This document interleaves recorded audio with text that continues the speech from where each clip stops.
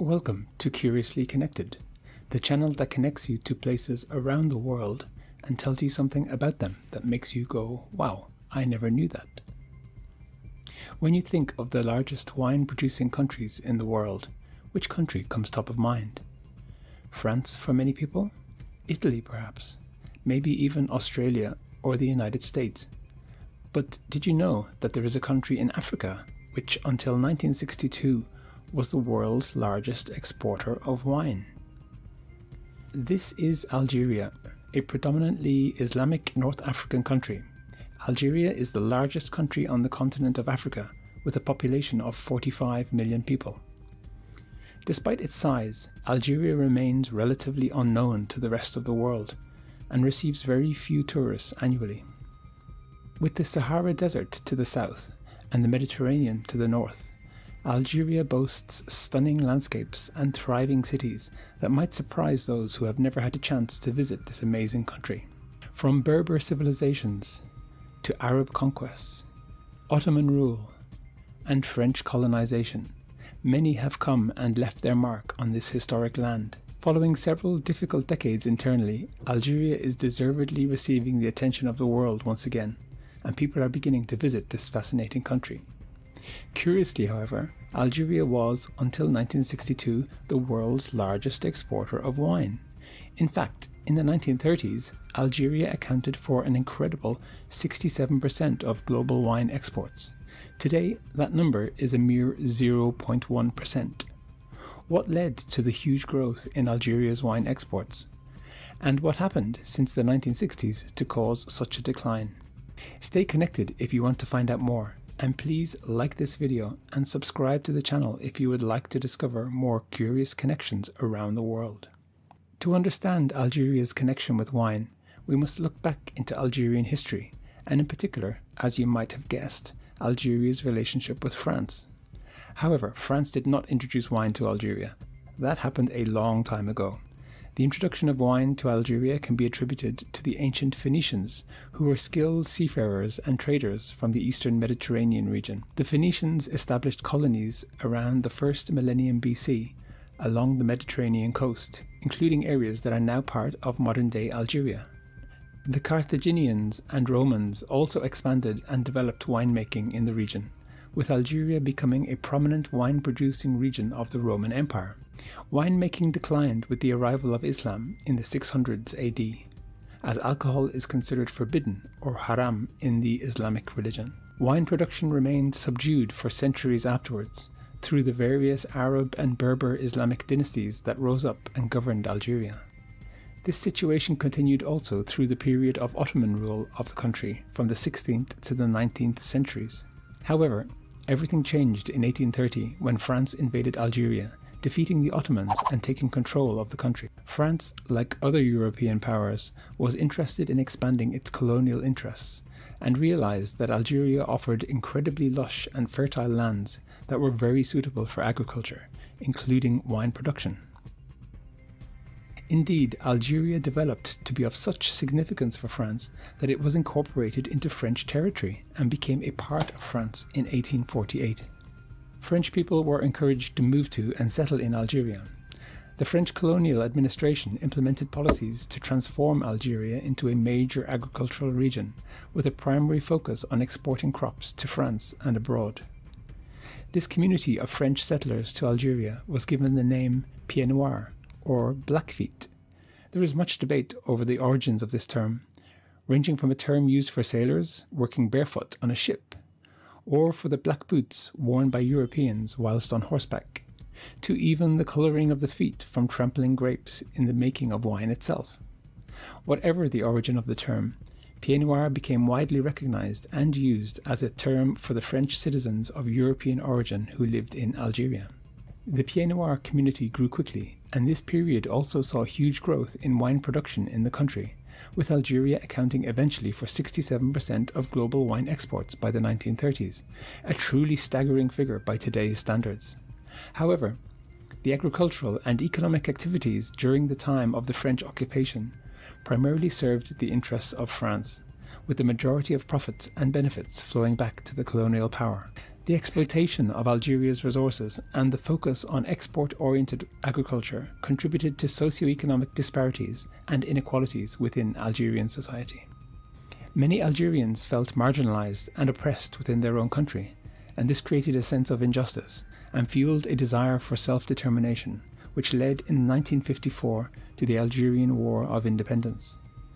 This protracted and bloody conflict, fought between the Algerian National Liberation Front and the French government, lasted for 8 years.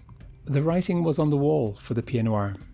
The French government repatriated many of the community back to France, and many others left of their own accord over time.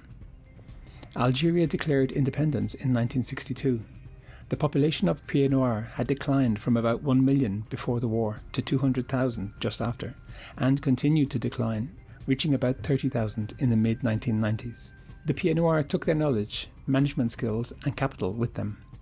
The impact on wine production, as well as the wider economy, was also, as one might expect, extensive. Algeria never reached such levels of wine production again, and exports fell consistently in the decades that followed. The period following independence was characterized by nation-building, socialist policies, relative political stability, and an attempt to establish Algeria as a regional power. However, Algeria also faced many problems, including economic challenges, corruption, and inequality. This led to social and political tensions that erupted into the Algerian Civil War. This bloody and difficult chapter in Algeria's history was called the Black Decade, and its impact on the country's social fabric was devastating. Reconciliation efforts by the government in the late 1990s, however, bore fruit, and stability and economic growth gradually returned. The country has emerged from this dark period and has been opening up more and more in recent years, with tourists finally rediscovering the country. Visiting Algeria is getting easier, though still not easy, with an Algerian visa considered one of the more difficult visas in the world to obtain. Independent travel is possible in the northern coastal region, where the vast majority of population lives, though is more restricted in the south. Most tourists still visit Algeria as part of an organised tour. I visited Algeria in 2022, combining a mix of independent travel with organised tours. As a tourist, the Roman ruins in Algeria and the state of their preservation probably had the largest impact on me. Algeria contains ancient Roman sites that are better preserved than many others elsewhere in the Mediterranean, even in Italy itself. From the coastal ruins of Tipaza, to the perfectly preserved cityscapes of Timgad, to the beautifully photogenic town of Jumila nestled in the mountains. I was often the only tourist standing alone amidst such ancient beauty. It was a very special feeling. Who knows how long this may last into the future? The exceptional preservation of these Roman ruins in Algeria can be attributed to various factors. For sure, the lower levels of tourism compared to other countries, but also Algeria's arid and relatively stable climate, plus efforts by Algerian authorities to safeguard and conserve these historical treasures. In these days of ever-increasing mass tourism, this certainly felt different. Algiers, the vibrant capital of Algeria, is a fascinating blend of history, culture and modernity. I took this photo of Algiers on a ferry from Marseille as it approached the city. It shows the city in layers, from the fascinating organised chaos of the historic UNESCO World Heritage Casbah at the top, the grandeur of the Haussmann-style Parisian-like buildings just underneath, to the more practical rail and traffic systems of modern Algiers below. You will be able to explore these layers and much, much more on a visit to Algiers. And then the south. Ah, the south. Here you need to come with a guided tour. Everything is on too remote and vast a scale. Escape on a 4x4 into the desert, cooking in the open air, sleeping under the stars. The mesmerizing landscapes of the Tassili Najer Park, another UNESCO World Heritage Site, are truly unforgettable. Your guide, who might very well be a Tuareg, will bring you to Neolithic Stone Age carvings under dramatic sandstone formations that have lain unprotected for more than 10,000 years. I had only 4 days here, and it certainly was not enough. The variety and vibrancy of the other major cities in Algeria will also not disappoint. Who could not be amazed by the sheer drama of Constantine, the city of bridges built over the Rummel Gorge? The openness of Oran, considered to be the most European or French of all Algerian cities.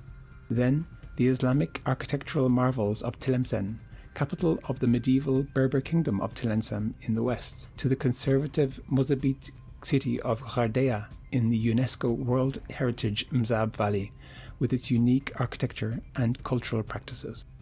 Then all of this contrasted with the azure turquoise waters of the Mediterranean coastline of Annaba. Modern Algeria's relationship with France remains complicated, despite the fact that there is an estimated population of 2 million people of Algerian descent living in France. And modern Algeria's relationship with wine is also changing. Algerian wines have gained recognition in international competitions, and there is a growing focus on quality production.